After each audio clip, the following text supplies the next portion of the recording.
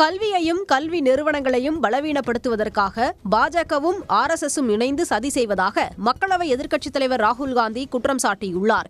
தமது முகநூல் பக்கத்தில் பதிவிட்டுள்ள ராகுல் காந்தி, கல்வி நிறுவனங்கள் சித்தாந்தத்தால் அல்லாமல் அறிவாலும் அறிவியலாலும் நடத்தப்படும் போது கல்விக்கு சுதந்திரம் தேவையாகிறது என்று அறிவுறுத்தியுள்ளார்.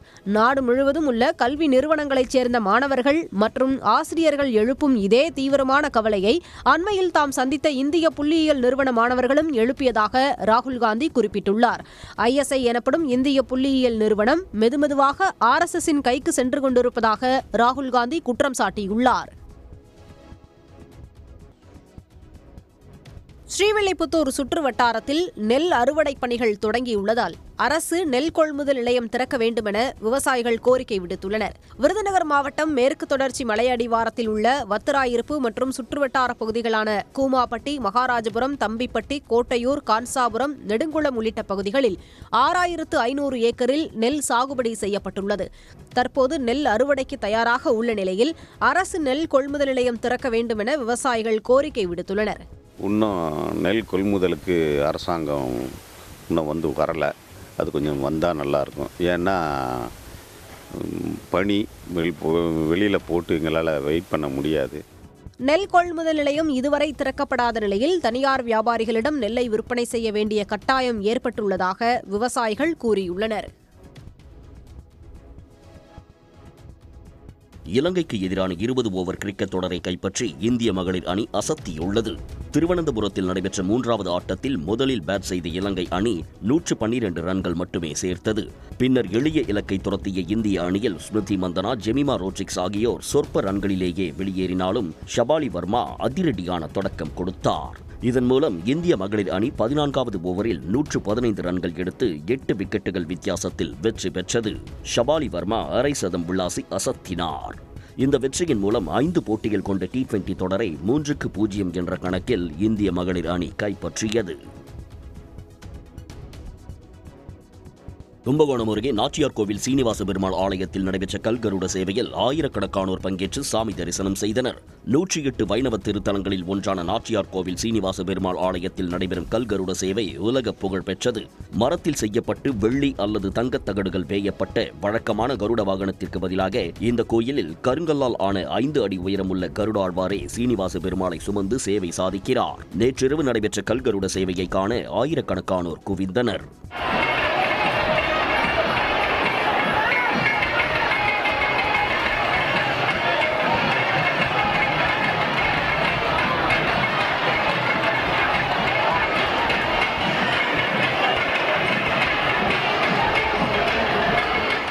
இந்த ஆலயத்தில் பங்குனி மற்றும் மார்கழி என ஆண்டுக்கு 2 முறை கல்கருட சேவை நடைபெறுவது குறிப்பிடத்தக்கது.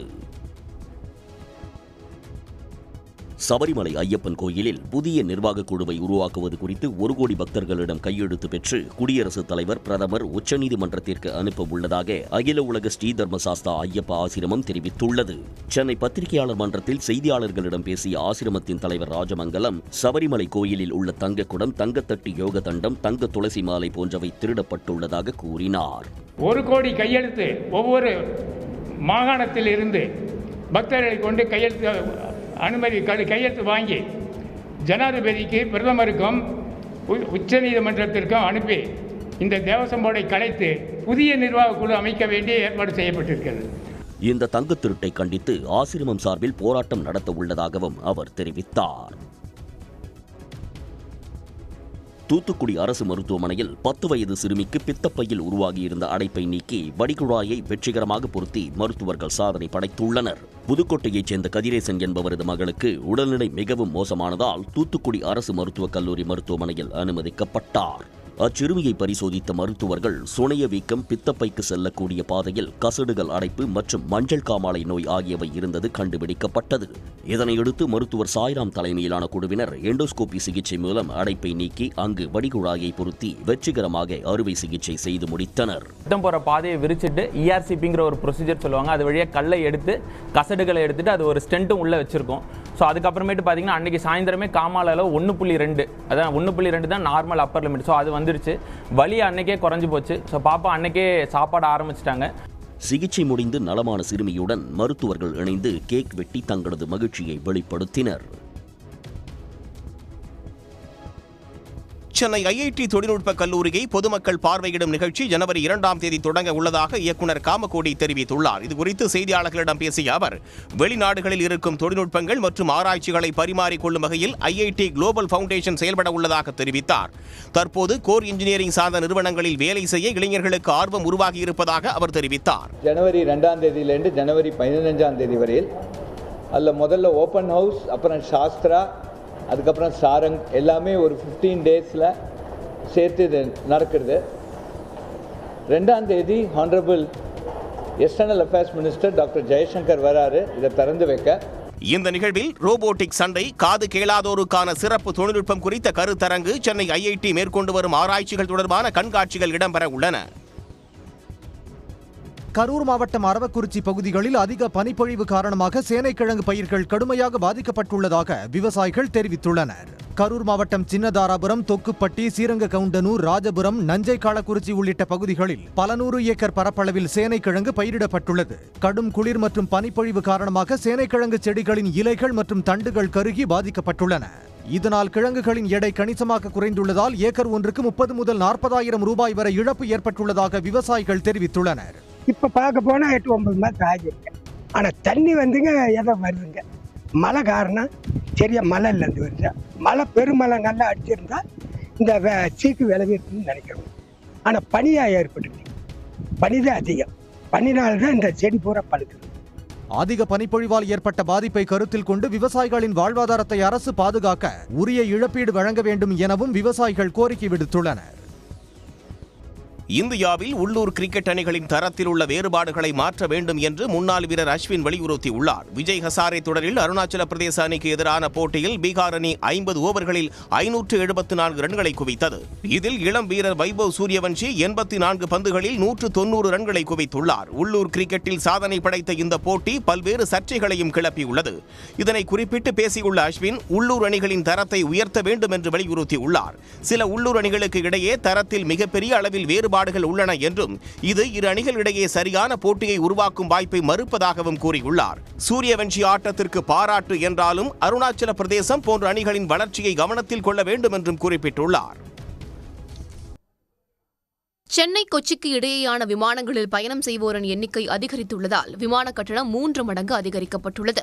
மறுபுறத்தில் சென்னைக்கும் கொச்சிக்கும் இடையே இயக்கப்படும் விமானங்களின் எண்ணிக்கை 18 14 குறைக்கப்பட்டுள்ளதால் நேரடி விமான சேவை கிடைக்காமல் ஐயப்ப பக்தர்கள் பெரும் சிரமத்திற்கு ஆளாகியுள்ளனர். விமானங்களில் ஐயப்ப பக்தர்கள் தங்கள் இருமுடிகளை எடுத்துச் செல்ல இந்திய விமான போக்குவரத்து ஆணையரகம் அனுமதி அளித்திருக்கும் நிலையில் விமான நிலையத்திற்கு வரும் ஐயப்ப பக்தர்களின் எண்ணிக்கை அதிகரித்துள்ளது. இதை வாய்ப்பாக பயன்படுத்தி டிக்கெட் கட்டணங்களை 3 மடங்கிற்கும் மேல் விமான சேவை நிறுவனங்கள் உயர்த்தியுள்ளன. சென்னையிலிருந்து கொச்சிக்கு செல்வதற்கு தோராயமாக 3600 ரூபாயாக இருந்த கட்டணம் தற்போது 10,500 ரூபாய் தொடங்கி 11,500 ரூபாய் வரையில் வசூலிக்கப்படுகிறது. சென்னையிலிருந்து பெங்களூரு சென்று அங்கிருந்து கொச்சி சென்றால் அதற்கான கட்டணம் 17,000 ரூபாயாக உயர்த்தப்பட்டுள்ளது. இயக்குனர் ப. ரஞ்சித்தின் நீலம் பண்பாட்டு மையம் சார்பில் மார்கழியில் மக்களிசை நிகழ்ச்சி சென்னை பச்சையப்பன் கல்லூரி வளாகத்தில் களை கட்டியுள்ளது. திமுக எம்பி கனிமொழி, இயக்குநர்கள் வெற்றிமாறன், ப. ரஞ்சித், லோகேஷ் கனகராஜ், இசையமைப்பாளர் ஜி.வி. பிரகாஷ் ஆகியோர் பங்கேற்று பறை இசைத்து நிகழ்ச்சியை தொடங்கி வைத்தனர். மார்கழி மக்களிசை 2025 மார்கழி மக்களிசை. தொடர்ந்து நிகழ்ச்சியில் பேசிய அவர்கள், சமூகத்தை செதுக்கக்கூடிய ஒன்றாக கலை இருக்க வேண்டும் என்றும் இது சமூக மாற்றத்திற்கான ஒரு போராட்டம் எனவும் தெரிவித்தனர். இந்த சமூகத்தை மாற்றக்கூடிய, இந்த சமூகத்தில் இன்னும் அதிகமாக பேசப்படாத கருத்துக்கள், குரலை மையப்படுத்தக்கூடிய பல்வேறு விஷயங்களை ஒவ்வொரு ஆண்டும் மார்கழி மக்கள் இசை செய்து கொண்டிருக்கிறது. பாரம்பரிய இசை மற்றும் இசை கலைஞர்களை ஊக்குவிக்கும் வகையில் நிகழ்ச்சிகள் நடைபெற்றன. முதல் நாளில் பல்வேறு நாட்டுப்புற கலைஞர்கள், பாடகர்கள் பங்கேற்று அரசியல், அறம், எளிய மக்களின் வாழ்வியல் குறித்த கருத்துகளுடன் பாடல்களை பாடி அசத்தினர். மனிதனை நேசிக்கக்கூடியதுதான் அறம் என்று திமுக எம்பி கனிமொழி தெரிவித்துள்ளார். சென்னை ராஜா அண்ணாமலைபுரத்தில் உள்ள முத்தமிழ் பேரவை அரங்கில் தமிழ்நாடு இயல் இசை நாடக மன்றத்தின் சார்பில் பிரளயன் இயக்கிய சித்ராபதி என்ற நாடக அரங்கேற்றம் நடைபெற்றது.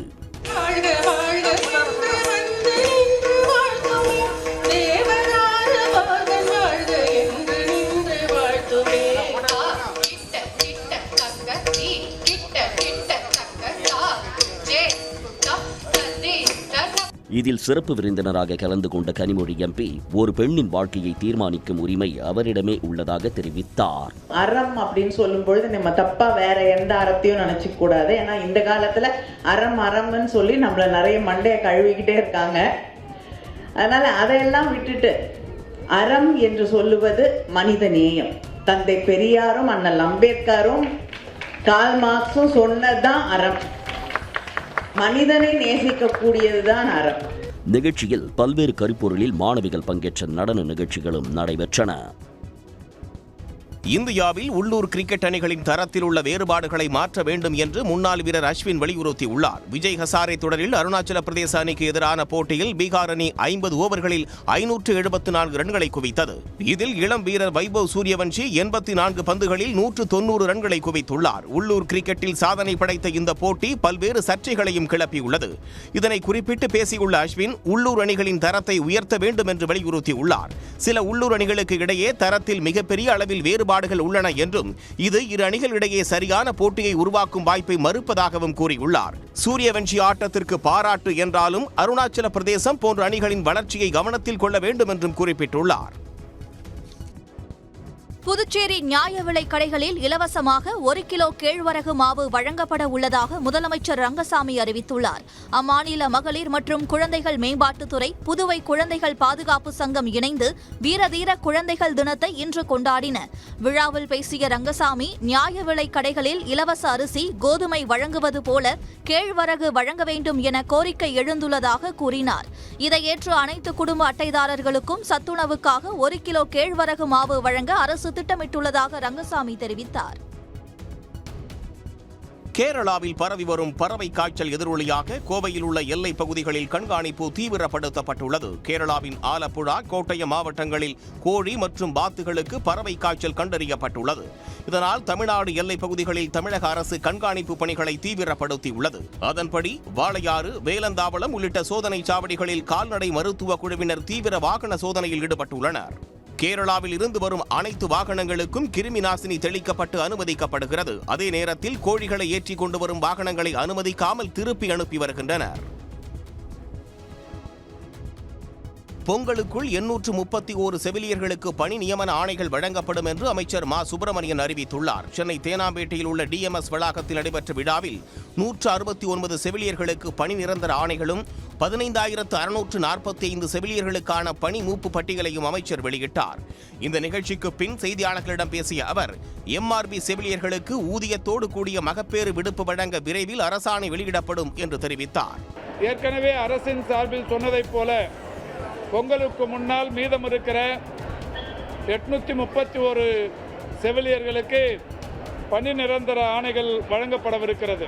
அந்த வகையில் எம்ஆர்பி செவிலியர்களுக்கும் அது வேண்டும் என்கின்ற கோரிக்கை இன்றைக்கு ஏற்கப்பட்டு அதற்கான அரசாணை மிக விரைவில் வெளியிடப்படவிருக்கிறது.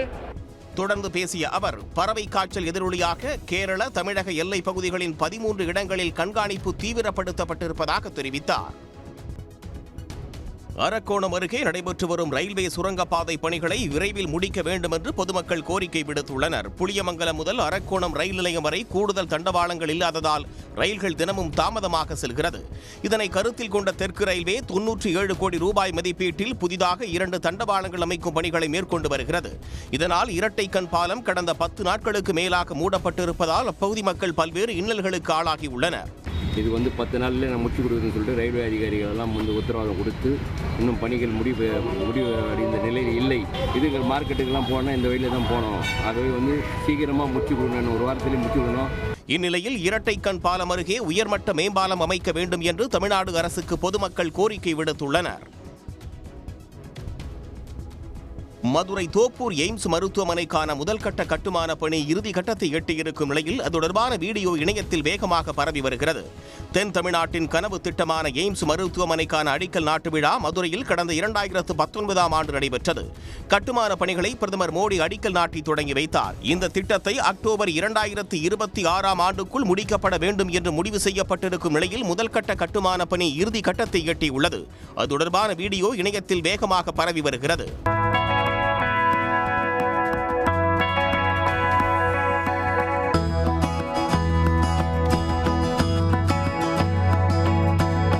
மதுரை எய்ம்ஸ் மருத்துவமனை கட்டுமான பணிகள் முடிந்து திறக்கப்பட்டால் தென் மாவட்ட மக்களுக்கு உயர்தர மருத்துவ வசதிகள் கிடைக்கும். இதனால் பொதுமக்கள் ஆவலுடன் எய்ம்ஸ் மருத்துவமனையை எதிர்நோக்கியுள்ளனர்.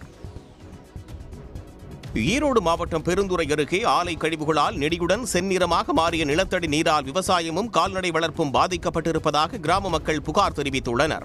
சிப்காட் தொழிற்பேட்டையை ஒட்டியுள்ள கடப்பமடை கிராமத்திலேயே இந்த பாதிப்பு ஏற்பட்டுள்ளது. விவசாயம் பாதிக்கப்பட்டிருப்பதோடு 200க்கும் மேற்பட்ட கோழிகள், கால்நடைகள் உயிரிழந்ததாகவும் அவர்கள் கூறியுள்ளனர். இப்போ ஒரு சமீப 6 மாத காலமாக இங்கே சிப்காட்னால எங்கள் தண்ணி போரில் மஞ்சேன்னு வருது. குறும்பாகவும் நிற்கிறது இல்லை. பக்கத்தில் அது மாதிரி ஒரு ஸ்டீல் கம்பெனினால ரொம்ப கெட்டு போச்சு. ஆடு மாடு தண்ணி இல்லை, 200 கோழி செத்து போச்சு எங்களுக்கு. இப்போ தண்ணி வெளியிருந்து வாங்கி யூஸ் பண்ணிட்டு இருக்கிறோம். தண்ணி பார்த்திங்கன்னா ஃபுல்லாக மஞ்சள் கலரில் இருக்குதுங்க. நம்ம காட்டில் பார்த்திங்கன்னா ஃபுல்லாக வாழைங்கண்ணா, மஞ்சள், கீரைங்க. ரெகுலராக கீரை பெருந்துறை மார்க்கெட்டுக்கு ரெகுலராக கொண்டு போகிறேன். என் வாழ்வாதாரமும் அதுதான். நான் படிச்சுட்டு ஃபுல்லாக விவசாயம் தான் பார்த்துட்டு இருக்கிறேன். அப்புறம் ஆடு மாடு எல்லாமே வச்சு நான் விவசாயம் தான் பண்ணிட்டு இருக்கிறேன். ஆனால் இப்போ இருக்கிற சூழ்நிலையில் பார்த்தீங்கன்னா அந்த 450 டிடிஎஸ் இப்போ 3200 டிடிஎஸ்ங்க. தொழிற்சாலைகள் அபாயகரமான நச்சு கழிவு நீரை நிலத்தடியில் கள்ளத்தனமாக வெளியேற்றுவதே இந்த பாதிப்புக்கு காரணம் என கூறும் கிராம மக்கள் இதனை தடுக்க விரைந்து நடவடிக்கை எடுக்க வேண்டும் என்று கோரியுள்ளனர். உடனுக்குடன் செய்திகளை தெரிந்து கொள்ள சன் நியூஸ் பெல் ஐகானை கிளிக் பண்ணுங்க.